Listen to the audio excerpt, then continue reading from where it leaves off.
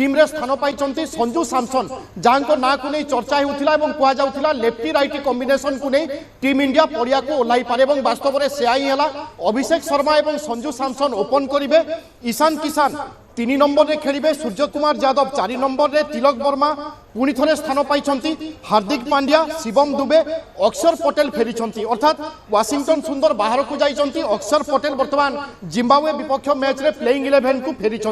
से अर्शदीप सिंह वरुण चक्रवर्ती एवं जसप्रीत बुमराह प्लेइंग 11 रे स्थान बजाय रखिंट अर्थात कुलदीप यादव चेन्नई रे मध्य जिम्बाब्वे विपक्ष रे मध्य प्लेइंग 11 को आसी नाहंती बा प्लेइंग 11 रे शामिल होई नाहंती तेणु जो अनुमान करा जाउथिला गोटे दुईटी परिवर्तन से दुईटी ही परिवर्तन होईची अक्षर पटेल इन होइचंती पुणी थरे प्लेइंग 11 को सेही भली संजू सैमसन जे कि द्वितीय मैच केवल खेलिथिले नाम्बिया विपक्ष रे एवं 8 बॉल रे 22 रन रो इनिंग्स करिथिले तापरे कोनोसी मैच रे सुजोग पाई नथिले दक्षिण अफ्रिका थारु टीम इंडिया बड़ व्यवधान रे परास्त हेबा परे वर्तमान डू और डाई बा करबा मोर परिस्थिति प्रतिटी मैच रे रहिची टीम इंडिया पाई तेणु आज जिम्बाब्वे विपक्ष मैच रे team India lefty right combination को नहीं पड़िया को लेइबो एक कथा स्पष्ट अर्थात अभिषेक शर्मा और संजू सैमसन ओपन करने जाउचंती एवं ईशान किशन 3 नंबर रे खेलिबे ए चित्र